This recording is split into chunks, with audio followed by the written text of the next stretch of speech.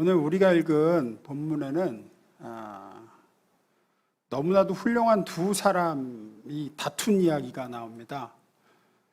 이 두 사람은 초대교회의 두 기둥이었고 정말로 믿음과 성령이 충만한 사람들이었는데 정말 없어서는 안 될 지도자들이었죠. 그런데 이 둘이 어떤 사안에 대해서 의견 차이를 도무지 좁히지 못하고 크게 싸우게 되고 결국은 절교하고 다시는 함께 사역하지 않았다라는 얘기로 오늘 본문이 끝이 납니다. 그 두 사람은 우리가 좀 전에 읽었듯이 바울과 바나바입니다. 이 두 사람이 싸운 이유는 그 함께 사역하던 함께 선교여행을 하던 요한 마가를 어떻게 처리할 것인가, 이 요한 마가의 문제를. 성경에는 마가 요한 마가 이렇게 나오는데 요한은 유대식 이름이고요, 히브리어 이름이고, 마가는 로마식 이름이죠, 헬라어 이름입니다. 사울이 유대식 이름이고 바울이 로마식 이름이죠. 그렇게 이 당시에는 이제 이름을 두 개, 그러니까 히브리식 이름, 로마식 이름 이렇게 같이 썼죠. 그래서 요한이라고도 하고 마가라고도 부릅니다. 우리는 보통 마가로 알고 있죠. 이 요한 마가를 어떻게 처리할 것인가? 이 요한 마가가 어떻게 했느냐? 1차 선교 여행을 같이 떠났습니다. 바울, 바나바, 마가. 그리고 뭐 누가도 동행하고 여러 사람 동행했는데 어쨌든 바울과 바나바하고 요한 마가가 같이 갔어요. 근데 1차 선교 여행 도중에 그 밤빌리아라는 곳에서 선교 여행이 너무 힘들다고 그냥 집으로 돌아가 버렸습니다. 중도에 포기하고. 13장 13절 보면 이렇게 나오죠. 읽습니다. 시작.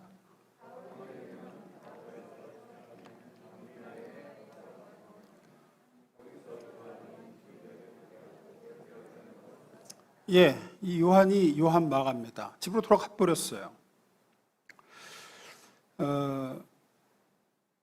그래서 1차 선교행을 잘 마치고 돌아온 바나바와 바울은 다시 2차 선교행을 계획합니다.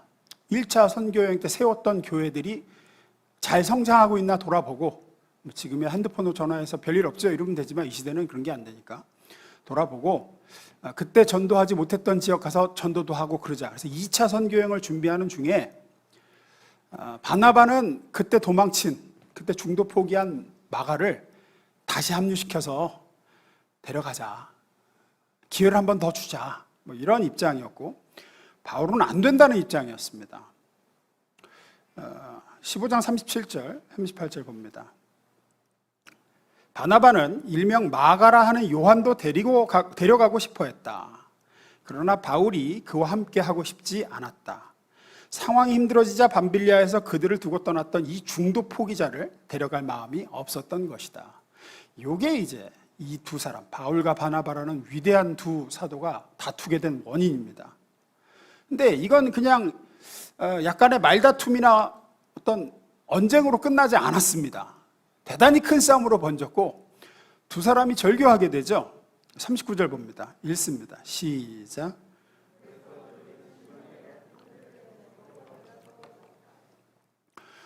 오랫동안 함께 고생하며 사역했고 믿음과 성령이 충만했던 두 사람이 왜 이렇게까지 됐는가?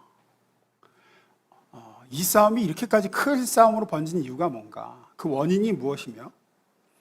그러면 이 두 사람 중 누가 옳고 누가 그른가? 누가 맞고 누가 틀렸는가? 요거를 좀 오늘 살펴보면서 은혜를 나누려고 합니다.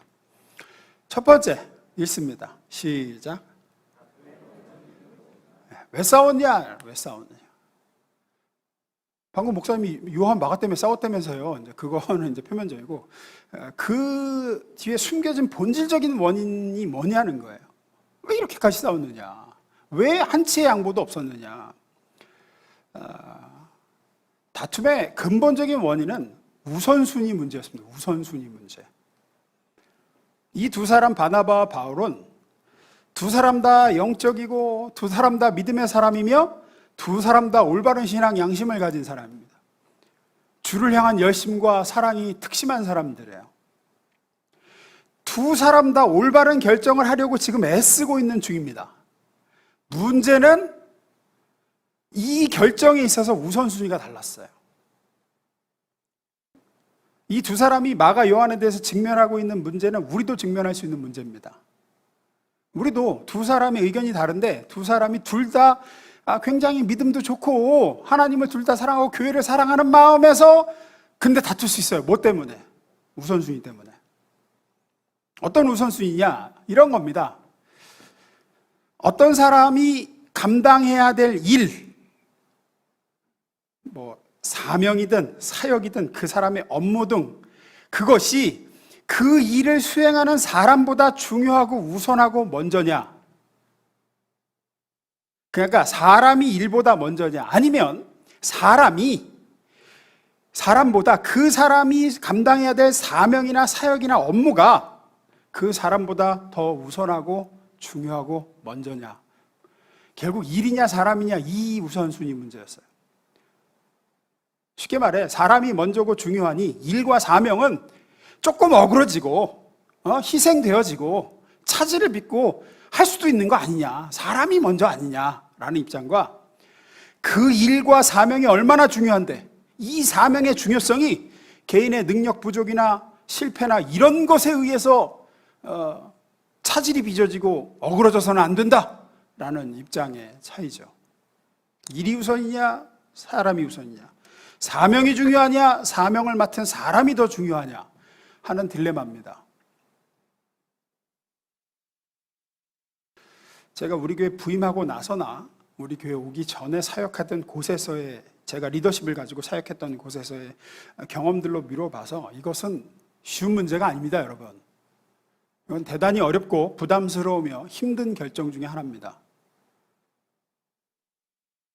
사람보다 사역이 더 중요하냐? 그 사람을 향한 보살핌이 사역보다 더 중요하냐? 에이, 당연히 사람이 먼저죠. 우리 전 대통령은 사람이 먼저다. 이렇게 쉽게 이야기할 수 있는 문제가 아니에요. 왠 줄 아세요? 예를 들어서 우리 교회 어떤 전사님이 오셨습니다. 그 전사님이 사역을 해요. 근데 사역을 대단히 잘 못합니다. 매우 미숙합니다. 좌충우돌합니다.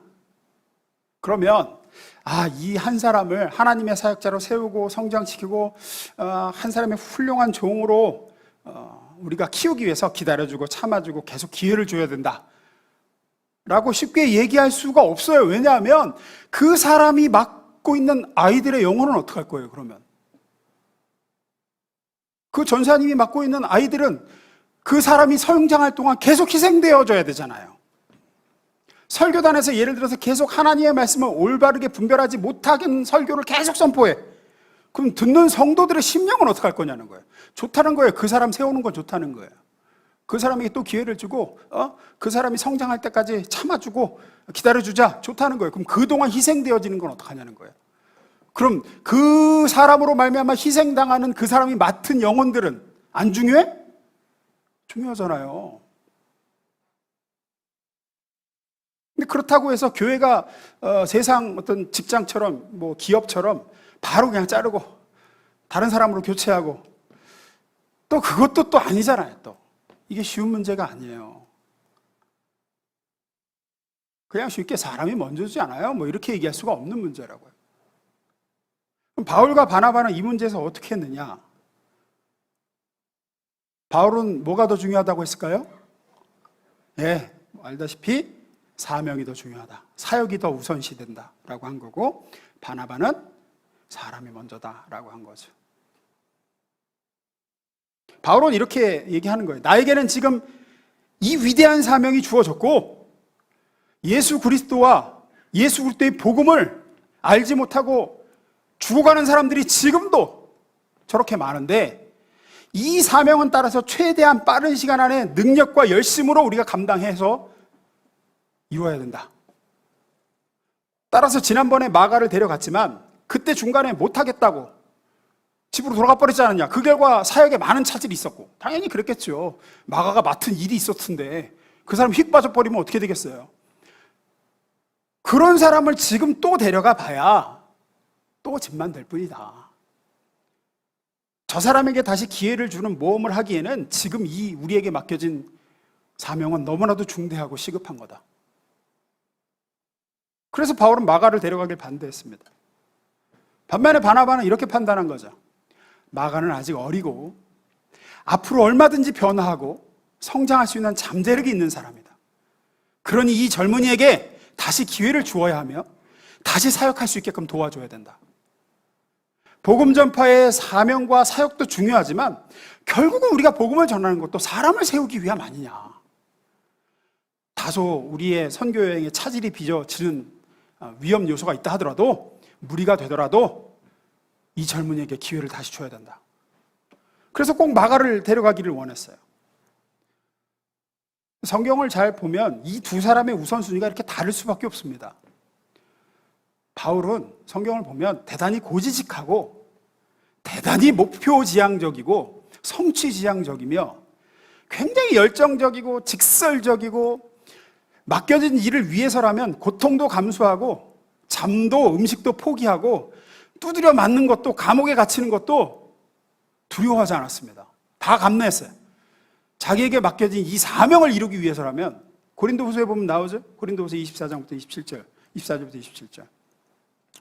제가 읽어드립니다. 우리 아시는 구절이에요. 유대 사람에게서, 바울이 하는 얘기예요. 자기가 복음을 전하다가 당한 일들을. 유대 사람에게서 마흔에 하나 뺀 매를 맞은 것이 5번이요, 채찍으로 맞은 것이 3번이요, 돌로 맞은 것이 1번이요, 파선을 당한 것이 3번이요, 밤낮 꼬박 하루를 망망한 바다를 떠다녔습니다. 자주 여행하는 동안에는 강물의 위험과 강도의 위험과 동족의 위험과 이방 사람의 위험과 도시의 위험과 광야의 위험과 바다의 위험과 거짓 형제의 위험을 당하였습니다. 수고와 고역에 시달리고 여러 번 밤을 지새우고 줄이고 목마르고 여러 번 굶고 추위에 떨고 허버였습니다. 뭐를 위해서? 자기에게 맡겨진 사역을 위해서입니다. 하나님이 맡겨진 일을 완수하기 위해서라면 이런 것들은 자기는 다 감내했다는 거예요. 이게 뭘 얘기하는지 아세요? 이런 사람은 다른 사람에게도 같은 걸 요구합니다.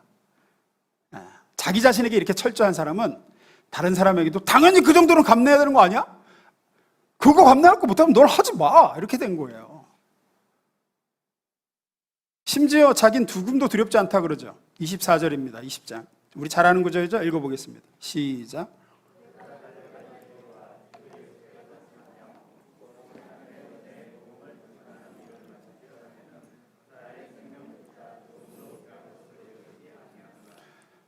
바울이 얼마나 일중심인지 아시겠죠?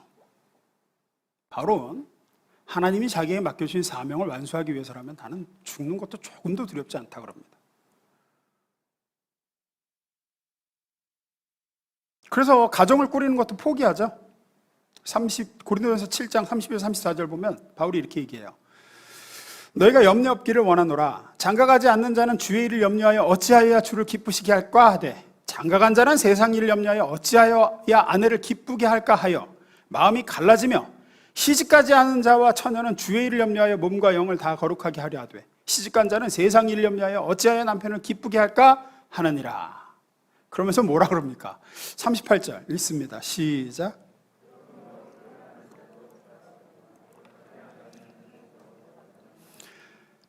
얼마나 일중심이면 이렇게 얘기해요. 어떤 면에서 이런 사람은 결혼하지 않은 게 다행인 것 같아요. 만약에 결혼했으면 진짜 엄청 힘들었을 거예요. 같이 사는 여자가. 어쨌든 바울은 이처럼 사람보다는 사명을 우선하는 사람이었습니다. 철저하게. 반면에 바나바는 그 반대죠. 바나바에 대해서 성경은 이렇게 얘기합니다. 사도행전 4장 36절입니다. 구브로에서 난 레위족 사람이 있으니 이름은 요셉이라. 그러니까 바나바라는 이름은 별명이고 본래 본명은 요셉입니다. 그런데 사도들이 일컬어 바나바라, 번역하면 위로의 아들이라 하니 별명을 지어줬어요. 사람들이 뭐라고? 네, 위로의 아들이다. 그러니까 별명이 뭐냐? 위로자예요. 위로자, 격려자, 위로자.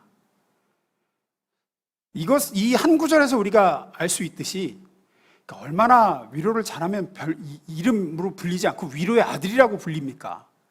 그러니까 따뜻하고 정이 많고 다분히 관계 중심적인 사람임을 알 수 있죠. 바나바는 소외된 사람들을 돌보고 보살피는 사람이었습니다. 교회 내에서 누가 소외되고 누가 어울리지 못하면 그 사람에 가서 손붙잡아주고 얘기 들어주고 어려움 당한 사람 있으면 찾아가서 위로해주고, 이게 이제 바나바가 하던 일이었죠. 일관되게 그러했습니다. 바울에게도 그렇게 했죠. 바울이 본래는 뭐 대부분 아시겠지만 굉장히 기독교인들을 박해하던 사람이었는데, 핍박하던 사람이었는데, 예수님을 만난 다음에 변화되죠. 변화돼가지고 예루살렘 교회로 옵니다. 나 이제 예수님 만났다고. 근데 이제 교회에서 아무도 안 믿어주고 아무도 바울하고 상대를 안 하는 거예요.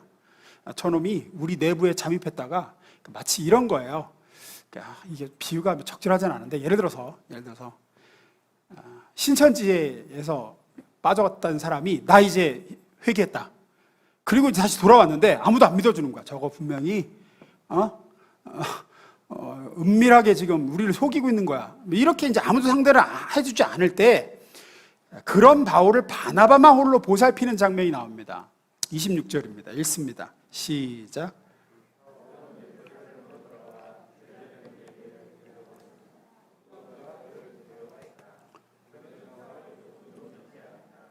그때 바나바가 그를 감싸 주었다. 바나바는 사도들에게 사울을 소개하며 그를 옹호했다. 이렇게 해줍니다. 바나바만 홀로 바울을 보살피고 결국 그렇게 해서 사역에 참여시켜주고, 다른 사람들로 하여금 바울이 신뢰할 만한 하나님의 사람인 것을 알게 해주죠. 그리고 나중에는 이렇게 자신의 소개로 이제 어떤 교회 안에 서게 된 바울이, 나중에 보면 바울이 자신보다 더 인정받습니다. 바나바보다. 더 어떤 교회 내 영적 리더십도 바울이 바나바보다 더 높아지고, 그렇게 된 때에도 바나바는 시기한다든지 바울을 끌어내리려고 한다든지 갈라선다든지 하지 않습니다. 바나바의 성품이 얼마나 참 인품이 훌륭한 사람인지 알 수 있죠. 왜 격려자, 왜 위로자라고 불리는지 알 수 있습니다. 그의 마음이 이렇게 따뜻했어요. 그러니 바나바는 당연히 사명이나 사역보다는 사람을 우선하는 사람이었습니다. 이토록 우선순위가 극명하게 달랐어요. 그러니 마가를 데려가는 일에 있어서 서로 한치의 양보나 타협이 불가했습니다. 바울은 사역이 더 중요하니까 이 과업에 부적합한 사람보다는 적합한 다른 사람을 데려가는 것이 우리의 사역을 위해서 낫다. 바나바는 사람이 더 중요하니 우리의 과업에 다소 차질이 빚더라도 이 사람을 데려가 다시 세워야 된다. 결국 의견 차이를 좁히지 못하고 39절 40절, 그래서 그들은 심하게 다툰 끝에 서로 갈라서고 말았다. 바나바는 마가를 데리고 배 타고 키프로스로 떠나갔다. 그러나 바울은 실라를 택하고 신도들로부터 주의 은혜가 함께하기를 바라는 인사를 받고서 길을 떠났다.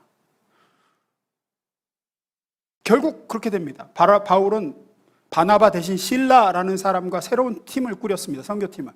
그리고 길리기아로 가죠. 그리고 마가를 대신해서 디모데가 합류를 합니다. 반면에 바나바는 마가를 데리고, 바울이 안 된다고 하는 그 마가를 데리고 새로운 또 팀을 꾸려서 자기 고향인 키프로스, 구브로로 가서 선교 사역을 시작하죠. 그리고 완전히 서로에게 등을 돌리고 함께하지 않게 됩니다. 우선순위의 문제 때문이었어요. 그럼 이제 두 번째 읽습니다. 시작. 그럼 누가 오를까요? 사람이 먼저입니까? 사역이 먼저입니까? 누가 옳고 누가 그릅니까? 누가 맞고 누가 틀렸을까요? 여러분은 어떻게 생각하세요? 네? 얘기하기 좀 그렇죠. 틀릴까봐. 두 사람 다 영적으로 깨어있는 상태였습니다. 어느 한 사람이 영적으로 지금 뭐 안 좋은 상태가 아니었어요. 둘 다 영적으로 깨어있는 상태였고, 둘 다 성령으로 충만했고, 두 사람 다 주님을 향한 사랑이 뜨거웠던 사람들. 두 사람 다 자신이 옳다고 믿었고, 두 사람 다 상대방은 틀렸다고 믿었습니다. 그러니 결과 서로 심하게 다투고 피차 갈라서 다시는 함께 사역하지 않을 정도로 자신이 옳고 상대가 그르다고 여겼죠. 이 본문을 대할 때 자주 묻는 말이에요. 누가 맞느냐, 이 둘 중에. 누구의 우선순위가 더 옳으냐. 예, 결론부터 말씀드리면 둘 다 옳았고 둘 다 맞습니다. 로마서 14장을 보시면 제가 로마서 강의 때 다뤘던 부분인데요. 다른 관점이나 서로 다른 의견에 대해서 비판하지 말라는 말씀이 나와요. 서로 다른 의견과 관점을 가지고 있다 해도 각자가 주님을 위해 믿음으로 내린 결정이라 그러면 모두 나름대로 옳은 결정이다 라고 얘기하죠. 로마 14장 5절 6절입니다. 읽습니다. 시작.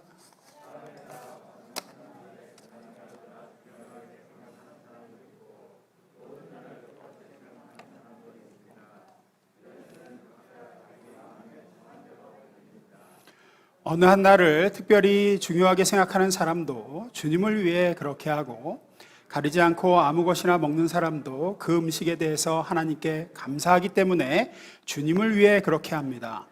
그리고 가려서 먹는 사람도 주님을 위해 그렇게 하고 하나님께 감사를 드립니다. 그 사람이 선하고 옳은 동기, 하나님을 위한 사랑과 믿음에서 비롯된 결정이고 의견이고 우선순위라 그러면 둘 다 옳다는 얘기를 하죠. 둘 다 옳다.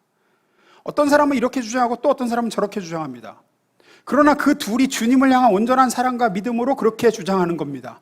그러면 둘 다 옳으니 각자 옳다고 믿는 길을 가도록 허락하라라는 얘기가 로마서의 얘기죠. 이게 어떻게 그럽니까? 하나가 옳으면 하나가 틀린 거지. 그건 우리 인간의 입장에서 그런 것이고, 하나님은 너무나도 크신 분이기 때문에 그렇습니다. 우리 작은 인간의 좁은 견해와 우리의 좁은 관점과 우리의 작은 기질로는 그분의 크심을 다 담을 수가 없어요. 요즘 MBTI가 유행이죠. 외향적이냐 내향적이냐, 어느 게 더 우월하고 어느 게 더 좋으냐, 사고형이냐 감정형이냐, 직관형이냐 감각형이냐. 하나님은 크신 분이라 그걸 다 가지고 계시고 다 품고 계세요. 우리 인간은 그렇지 못해요.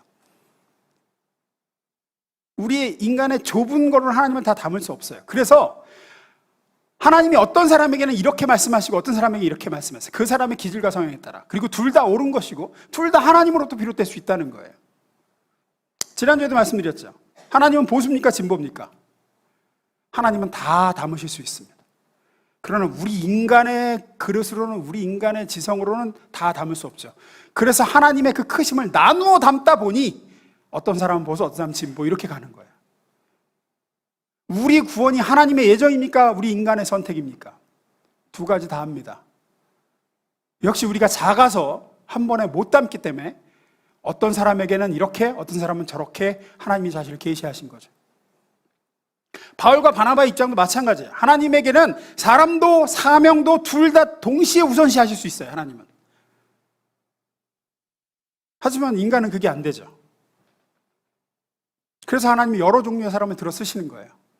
바나바에게는 사람을 세우는 일을, 바울에게는 하나님의 큰 복음의 사역을 감당하는 일을. 그러니 이 문제에 있어서 사람을 위해서 사역을 양보하고 타협하는 게 옳으냐? 사명과 사역을 위해 사람을 교체하는 게 옳으냐? 둘 다 하나님의 뜻입니다. 둘 다 옳습니다. 어떻게 제가 이렇게 확신 있게 말 수 있느냐? 성경을 보면 이렇게 싸우고 갈라서서 각자의 길을 간 이 바울과 바나바, 그 이후에 하나님께서는 어떻게 하시느냐? 바울과 바나바 두 사람 다 축복하시고 두 사람 다 사용하시고 두 사람 모두에게 열매를 맺게 하세요. 바울은 앞서 말씀드린 대로 바나바 대신에 실라라는 사람을 이제 사역 파트너로 해가지고 2차 선교여행을 떠나죠. 그리고 마가 대신 젊은 디모데가 이제 합류합니다.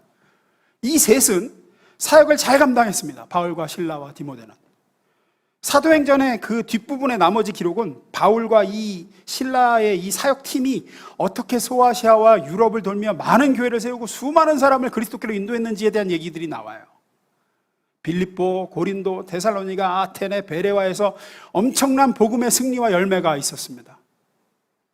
바울과 실라의 사역이 없었으면 유럽에는 복음이 제대로 들어갈 수가 없었어요. 이런 기록을 쭉 보면 하나님의 축복이 바울에게 임했음을 알 수 있어요. 하나님이 바울과 함께 하셨습니다. 그럼 바나바도 마찬가지였어요. 바나바의 사역이 아쉽게도 성경에 구체적으로 기록되어 있지는 않지만 간간히 등장하는 마가에 대한 기록을 보면 하나님께서 바나바와 마가의 팀에도 함께 하시고 그들을 축복하셨음을 알 수 있습니다. 하나님은 바나바를 통해서 마가를 세우십니다. 선교 여행에서 밤빌리아에서 도망쳤던 마가가 뒤에 가면요, 이 초대교회에서 없어서는 안 될 유능한 사람이 됩니다. 초대교회에 진짜 기둥이 돼요, 마가가.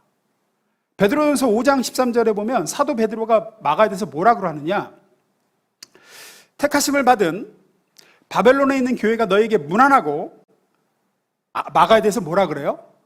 내 아들 마가 그래요. 내 아들 마가. 바울은 디모데를 내 아들 디모데라고 하죠.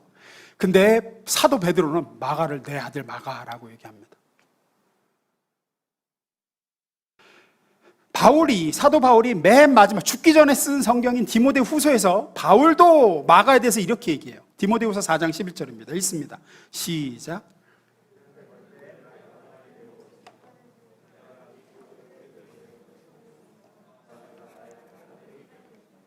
예. 마가는 이 사역에 쓸모없고 방해만 될 뿐이니까 절대로 우리 선교팀에 합류시킬 수 없다던 사도 바울이 수년 후에는 이렇게 얘기해요. 디모데에게 올 때 마가를 꼭 데리고 와야 된다고. 마가가 나의 오른팔이 될 거라고. 그리고 실제로 마가는 사도 베드로의 아들이자 사도 바울의 오른팔이 됩니다. 골로새 4장 10절에 보면 이렇게 얘기해요. 나와 함께 갇혀있는 아리스다고가 여러분에게 문안하고 바나바의 조카 마가도 문안합니다. 여러분이 마가에 대한 지시를 이미 받았겠지만 그가 가거든 따뜻하게 맞아주십시오. 그래요. 골로새 교회에다 편지를 보내면서 이제 마가를 보낼 텐데 마가가 가면 어떡하래요? 따뜻하게 맞아주십시오. 바울이 이 사람은 예전에 사역을 관두고 도망간 인간이니까 잘 감시하시오, 이렇게 얘기한 게 아니라 가거든 마가를 따뜻하게 대해주십시오. 아주 중요하고 내 사역에 큰 도움이 되는 사람입니다. 여러 곳에서 바울은 자신의 오른팔로 마가를 소개하고 얘기합니다. 한 군데만 더 볼게요. 빌레몬서 1장 24절. 또한 나의 동역자 마가. 아리스다고, 데마, 누가. 아리스다고와 데마와 누가도 다 굉장히 성경에서 쟁쟁한 사람들이고 바울의 사역에 없어서는 안 될 사람인데 이 여러 사람 중에 마가를 제일 먼저 소개합니다. 나의 동역자 마가. 그리고 데마, 누가, 아리스다고 이렇게 얘기하죠. 누가 일군 열매입니까? 바나바가 일군 열매입니다. 하나님은 바나바와 함께 하시면서 바나바를 사용하셔서 이 마가를 없어서는 안 될 초대교회 훌륭한 일꾼으로 세우시죠. 다 관두고 신약 성경에는 4개의 복음서가 있습니다. 마태, 마가, 누가, 요한. 그 중에 하나가 마가복음입니다. 제일 먼저 쓰여졌습니다. 4복음서 중에. 누구 덕택이에요? 바나바 덕택입니다. 바울이 버리고 떠나길 원했던 사역의 방해만 될 뿐이라고 여겼던 젊은 청년이었던 마가였습니다. 바나바는 그런 바울과 갈라서는 것을 감수하면서도 이 젊은 청년 한 사람을 양육하기로 결정했죠. 그리고 그 청년은 훌륭히 성장합니다. 다듬어졌습니다. 사도 베드로의 아들이자 영적 아들이자 바울 사도의 오른팔이 되었습니다. 성경에서 제일 먼저 예수님에 대해서 증거하여 붓을 들어 쓴 복음서 중 하나인 마가복음을 쓴 저자입니다. 오늘날까지도 우리는 마가복음을 통해서 많은 은혜를 받고 있습니다. 다시 말씀드립니다. 누가 옳았습니까? 바울입니까? 바나바입니까? 둘 다 옳았습니다. 둘 다 주님을 사랑해서 내린 결정이었습니다. 둘 다 주님을 위해 최선의 결정이라고 생각하고 내렸습니다. 주님은 두 사람 다 함께 하셨습니다. 두 사람에게 다 강복하셨고 열매 맺게 하셨습니다. 우리는 깔끔하게 정리되는 얘기를 좋아합니다. 승패가 갈리는 걸 좋아해요. 그래서 누가 이겼어? 그래서 누가 옳아? 그래서 누가 틀린 거야? 이것은 옳고 저것은 틀렸으며 이것은 검고 저것은 희다, 이러기를 인간은 좋아하죠. 둘 다 옳았다거나 둘 다 희다거나 이런 애매함을 좋아하지 않습니다. 하지만 성경에는 이렇게 둘 다 옳다고 인정받는 경우가 상당히 많습니다.